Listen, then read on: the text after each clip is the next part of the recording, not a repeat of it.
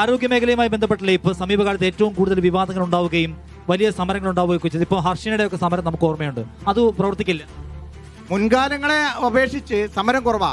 കേരളത്തിലെ വലിയ super speciality hospital Kozhikode medical college ആയിരുന്നു, അത് വിൽപ്പനയ്ക്ക് വെച്ചതായിരുന്നു ഒരു കാലത്ത്. ഇന്ന് അങ്ങനെയല്ല. ഏതെങ്കിലും ആശുപത്രിക്കകത്ത് സർക്കാർ ഡോക്ടർമാരുടെ അടുത്ത് പിഴവ് പറ്റിയാൽ ആ പിഴവ് തിരുത്താൻ തയ്യാറാവുന്നുണ്ട്. അവിടെ ജനങ്ങൾക്ക് വേണ്ട സൗകര്യങ്ങൾ ഏർപ്പെടുത്തുന്നുണ്ട്.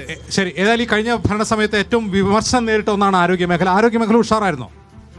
ആരോഗ്യമേഖല ഉഷാറാണ്. എല്ലാവർക്കും ഓരോ കത്രിക ഫ്രീ ആയിട്ട് കൊടുക്കുന്നുണ്ട്. അവിടെ ഓപ്പറേഷൻ ചെയ്യുന്ന ആളുകൾക്ക് മുഴുവൻ ഒരു കത്രിക സൗജന്യമായിട്ട് കൊടുക്കുന്നുണ്ട്. കത്രികയ്ക്ക് 10-20 കൊല്ലം പിന്നെ വയറ്റിൽ നിന്നാലും ഒരു കുഴപ്പം ഉണ്ടാവില്ല എന്ന് ചെയ്ത ഡോക്ടറും പറയുന്നുണ്ട്.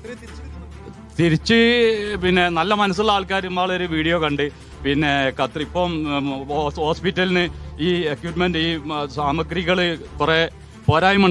അപ്പൊ ഇതുവരെ ഓപ്പറേഷൻ ചെയ്ത ആളുകളൊക്കെ പാടെ തിരിച്ച് ഈ കത്രികളുള്ളത് തിരിച്ചു കൊണ്ടുപോവുകയാണെങ്കിൽ ആ ക്ഷാമം ഒഴിവായി ആശുപത്രികളുടെ നേട്ടം പറഞ്ഞു. അല്ല ചേച്ചി, ഇതിനകത്ത് നോക്കൂ, UDF അധികാരത്തിൽ വന്നാലുണ്ടല്ലോ വനിതകൾക്ക് മൊത്തം KSRTC-യിൽ സൗജന്യ ട്രാവൽ കൊടുക്കാൻ പോവുകയാണ്. അതൊക്കെ നിങ്ങളെ ഇൻഫ്ലുവൻസ് ചെയ്യും?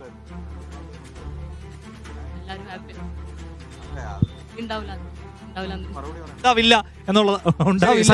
സജീഷ്, ആരോഗ്യ മേഖല, ശബരിമല വിഷയം, അങ്ങനെ നീറുന്ന ജനങ്ങളെ നേരിട്ട് ബാധിക്കുന്ന കുറെ അധികം പ്രശ്നങ്ങളുണ്ട്. നിങ്ങളെല്ലാം മറന്നുകൊണ്ട് ഞങ്ങൾ ഇത് വികസനം നടത്തി എന്നൊക്കെ പറഞ്ഞ് ജനങ്ങളുടെ മുമ്പിലേക്ക് ചെന്നാൽ ഇതൊക്കെ ആളുകൾ തിരിച്ചു ചോദിക്കും. എനിക്ക് തോന്നുന്നത് തദ്ദേശ തെരഞ്ഞെടുപ്പിന് ശേഷം നിങ്ങൾ ഗൃഹസന്ദർശനം നടത്തിയപ്പോൾ ആളുകൾ ചോദിച്ചു.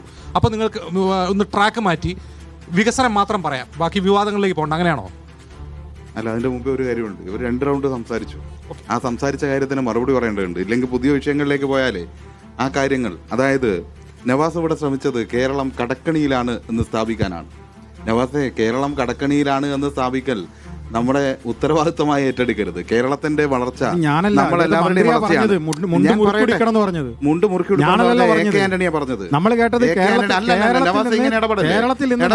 ഞാനൊരു കാര്യം പറഞ്ഞുതരാം. ശരി, നവാസ് പറഞ്ഞ മന്ത്രിമാർ പറഞ്ഞ കാര്യം പറയാം. അതെന്നെ പറയാം. മുണ്ട് മുറുക്കിയെടുക്കാൻ വേണ്ടി കേരളത്തോട് പറഞ്ഞ മന്ത്രിയുടെ പേര് AK ആന്റണി എന്നാണ്. വേറൊരു മന്ത്രിയും പറഞ്ഞിട്ടില്ല. ഉണ്ടെങ്കിൽ ഇവിടെ മാധ്യമപ്രവർത്തകരും മറ്റുള്ളവരൊക്കെ ഇരിക്കുന്നുണ്ട്. നിങ്ങൾ മുണ്ട് മുറുക്കിയെടുക്കാൻ വേണ്ടി പറഞ്ഞു എന്ന് മാത്രമല്ല, ശ്രീ ഉമ്മൻചാണ്ടി കേരളത്തോട് നടത്തിയ ഒരു പത്രസമ്മേളനത്തിൽ പറയുന്ന ഒരു കാര്യമുണ്ട്. അതായത് കേരളത്തിൻ്റെ വരുമാനത്തിൻ്റെ 85% ശമ്പളവും പെൻഷനും കൊടുക്കാൻ വേണ്ടി മാറ്റിവെക്കേണ്ടി വരുന്നു. പലിശ കൂടി കൊടുക്കാൻ വേണ്ടി തയ്യാറായാൽ 102% നിത്യനിദാന ചെലവിന് എത്ര പിന്നെ കടമെടുക്കേണ്ടി വരുമെന്ന് അറിയാത്ത അവസ്ഥയാണ് എന്ന് ശ്രീ ഉമ്മൻചാണ്ടി പറഞ്ഞതാണ്. ഇത് കേരളത്തിൻ്റെ മുന്നിലുണ്ട്.